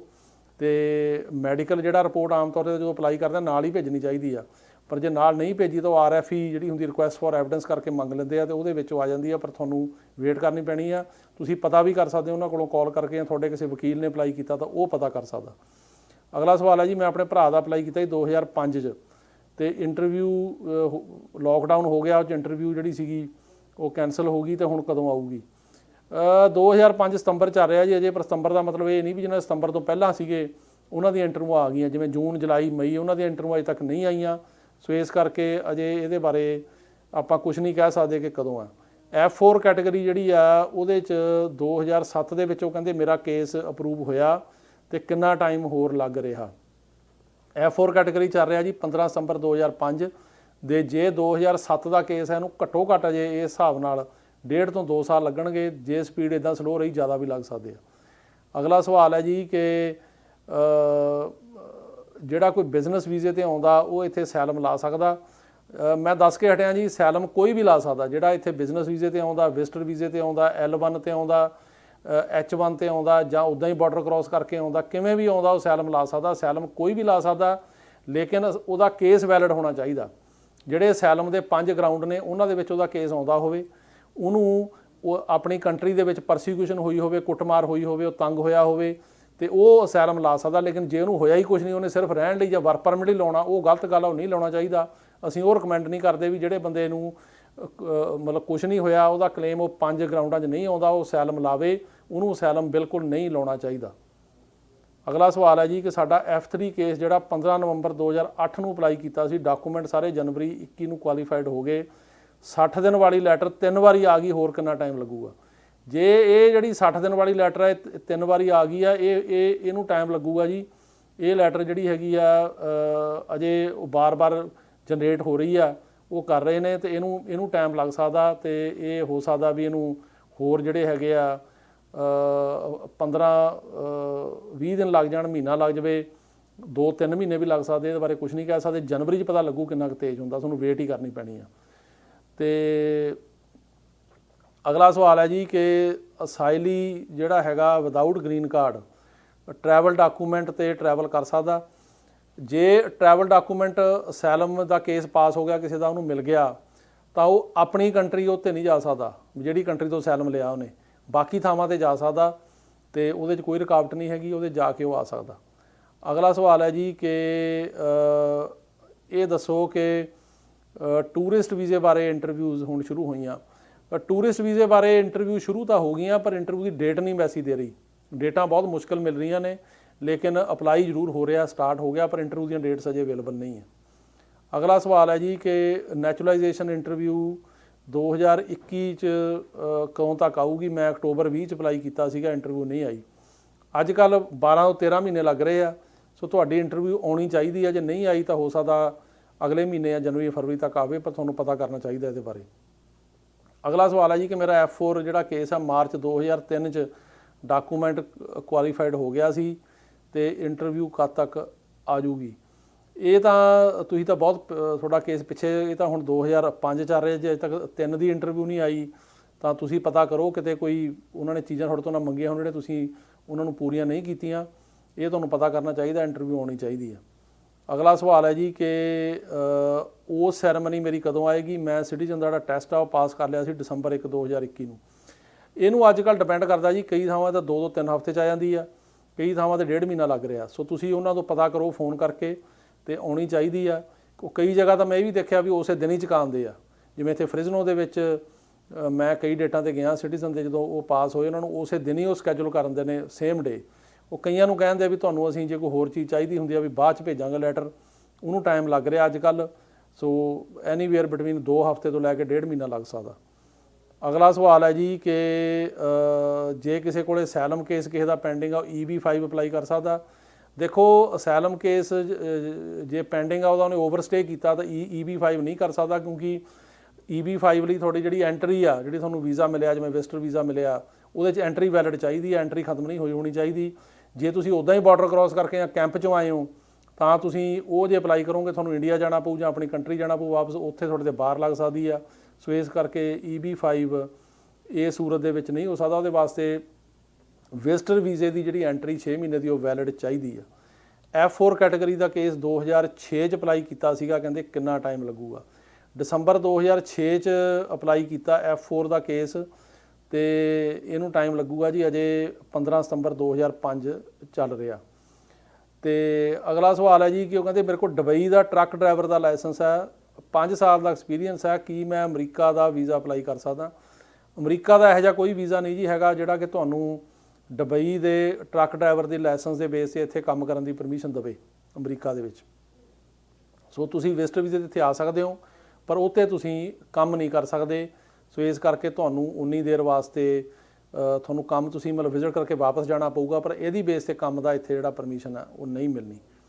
ਅਗਲਾ ਸਵਾਲ ਹੈ ਜੀ ਕਿ ਇਮੀਗ੍ਰੇਸ਼ਨ ਰਿਫਾਰਮ ਦਾ ਕੀ ਬਣਿਆ? ਇਮੀਗ੍ਰੇਸ਼ਨ ਰਿਫਾਰਮ ਦਾ ਜੇ ਆਪਾਂ ਉਹਦੇ ਬਾਰੇ ਮੈਂ ਦੱਸ ਕੇ ਹਟਿਆ ਕਿ ਜਿਹੜਾ ਸੈਨੇਟ ਪਾਰਲੀਮੈਂਟੇਰੀਅਨ ਨੇ ਐਲਿਜ਼ਬeth, ਉਹਨਾਂ ਨੇ ਜਿਹੜਾ ਮਨਾ ਕਰਤਾ ਵੀ ਅਸੀਂ ਇਹ ਐਡ ਨਹੀਂ ਕਰਨਾ ਬਿਲਕੁਲ ਵੀ, ਤੇ ਉਹਨਾਂ ਨੇ ਕਿਹਾ ਵੀ ਜਿਹੜਾ ਰਿਫਾਰਮ ਆ ਉਹਦੇ ਵਿੱਚ ਸੈਨੇਟ ਦੇ ਬਿੱਲ। ਸੋ ਇਸ ਕਰਕੇ ਹੁਣ ਦੇਖਣ ਵਾਲੀ ਗੱਲ ਹੈ ਕਿ ਉਹਨੂੰ ਓਵਰਰੂਲ ਕਰਦੇ ਆ ਕਿ ਨਹੀਂ ਕਰਦੇ। ਜੇ ਉਹਨੂੰ ਓਵਰਰੂਲ ਨਾ ਕੀਤਾ ਤਾਂ ਉਹ ਇਹ ਜਿਹੜਾ ਇਮੀਗ੍ਰੇਸ਼ਨ ਆ ਉਹ 'ਚੋਂ ਨਹੀਂ ਪਾਸ ਹੋਣਾ ਬਿੱਲ 'ਚ। ਤੇ ਅਗਲਾ ਸਵਾਲ ਹੈ ਜੀ ਕਿ ਯੂ ਵੀਜ਼ੇ ਦੀ ਕੀ ਅਪਡੇਟ ਹੈ? ਯੂ ਵੀਜ਼ੇ ਨੂੰ ਕਾਫੀ ਟਾਈਮ ਲੱਗ ਰਿਹਾ ਜੀ, ਉਹਨੂੰ 4-5 ਸਾਲ ਦਾ ਟਾਈਮ ਲੱਗ ਰਿਹਾ। ਵਰਕ ਪਰਮਿਟ ਨੂੰ ਵੀ ਟਾਈਮ ਲੱਗ ਰਿਹਾ। ਕਿਹਾ ਤਾਂ ਹੈ ਕਿ ਵਰਕ ਪਰਮਿਟ ਅਪਲਾਈ ਕਰੋ, ਪਰ ਉਹਨੂੰ ਟਾਈਮ ਲੱਗ ਰਿਹਾ, ਉਹਦੀ ਵੀ ਵੇਟ ਕਰਨੀ ਪੈਣੀ ਆ। ਅਗਲਾ ਸਵਾਲ ਹੈ ਜੀ ਕਿ ਵੀਜ਼ਾ ਬੁਲੇਟਿਨ ਹੁਣ ਕਦੋਂ ਮੂਵ ਹੋਏਗਾ? ਇਹ ਦੇਖਾਂਗੇ ਜਨਵਰੀ 'ਚ। ਹੁਣ ਜਨਵਰੀ ਜਿਹੜਾ ਵੀਜ਼ਾ ਬੁਲੇਟਿਨ ਆਉਣਾ ਉਦੋਂ ਪਤਾ ਲੱਗਣਾ ਕਿ ਇੱਥੇ ਕੀ ਮਤਲਬ ਕਿੰਨਾ ਕੁ ਮੂਵ ਹੁੰਦਾ ਤੇ ਕੀ ਡੇਟਾਂ ਅੱਗੇ ਜਾਂਦੀਆਂ, ਕਿਉਂਕਿ ਦਸੰਬਰ ਦੇ ਵਿੱਚ ਤਾਂ ਖਾਸ ਮੂਵ ਨਹੀਂ ਹੋਇਆ। ਅਗਲਾ ਸਵਾਲ ਹੈ ਜੀ ਕਿ April 2005 'ਚ F4 ਦੇ ਡੇਟ ਦੀ ਸਾਡਾ ਸਾਰਾ ਪ੍ਰੋਸੈਸਿੰਗ ਹੋ ਗਈ ਸੀ ਕਿ 7 ਮਹੀਨੇ ਹੋ ਗਏ ਤੱਕ ਇੰਟਰਵਿਊ ਡੇਟ ਨਹੀਂ ਆਈ। ਬਿਲਕੁਲ ਠੀਕ ਹੈ ਜੀ, ਇੰਟਰਵਿਊ ਡੇਟਾਂ ਨਹੀਂ ਆ ਰਹੀਆਂ, ਭਾਵੇਂ ਉਹ ਕਹਿ ਰਹੇ ਆ ਕਿ ਪ੍ਰਾਇਓਰਟੀ ਡੇਟ ਸਤੰਬਰ 2005 ਦੀ ਆ, ਪਰ ਇੰਟਰਵਿਊ ਦੀਆਂ ਡੇਟਾਂ ਜੇ ਨਹੀਂ ਆ ਰਹੀਆਂ। ਇਹਨੂੰ ਕਾਫੀ ਜਿਹੜਾ ਹੈਗਾ ਉਹ ਟਾਈਮ ਲੱਗ ਰਿਹਾ, ਤੇ ਇਸ ਕਰਕੇ ਇਹਨੂੰ ਹੁਣ ਮਤਲਬ ਤੁਹਾਨੂੰ ਵੇਟ ਕਰਨੀ ਅਜੇ ਪੈਣੀ ਆ। ਅਗਲਾ ਸਵਾਲ ਹੈ ਜੀ ਕਿ I-730 ਦੀ ਇੰਟਰਵਿਊ ਕਿੰਨਾ ਟਾਈਮ ਲੱਗਦਾ? I-730 ਅਸੈਲੀ ਰਿਲੇਟਿਵ ਪਟੀਸ਼ਨ ਹੈ ਜੀ।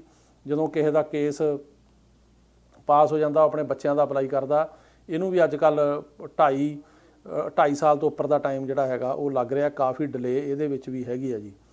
ਅਗਲਾ ਸਵਾਲ ਹੈ ਜੀ ਕਿ ਉਹ ਇਹ ਕਹਿ ਰਹੇ ਆ ਕਿ ਮੈਨੂੰ F2A ਕੈਟਾਗਰੀ 2018 'ਚ ਅਪਲਾਈ ਕੀਤਾ ਹੋਇਆ ਤੱਕ ਇੰਟਰਵਿਊ ਨਹੀਂ ਆਈ।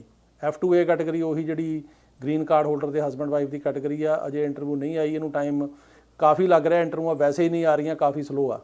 ਸੋ ਇਹ ਸੀਗੇ ਜੀ ਤੁਹਾਡੇ ਹੁਣ ਦੇ ਸਵਾਲ, ਤੇ ਕੋਸ਼ਿਸ਼ ਕੀਤੀ ਇਹਨਾਂ ਦੇ ਜਵਾਬ ਦੇਣ ਦੀ। ਤੇ ਜਿਹੜੇ ਹੋਰ ਵੀ ਸਵਾਲ ਹੋਣਗੇ ਤੁਸੀਂ ਇਸ ਵੀਡੀਓ ਥੱਲੇ ਆਪਣੇ ਸਵਾਲ ਲਿਖੋ, ਮੈਂ ਤੁਹਾਨੂੰ ਅਗਲੇ ਵੀਕ ਉਹਨਾਂ ਦੇ ਜਵਾਬ ਦੇਣ ਦੀ ਪੂਰੀ ਕੋਸ਼ਿਸ਼ ਕਰੂੰਗਾ।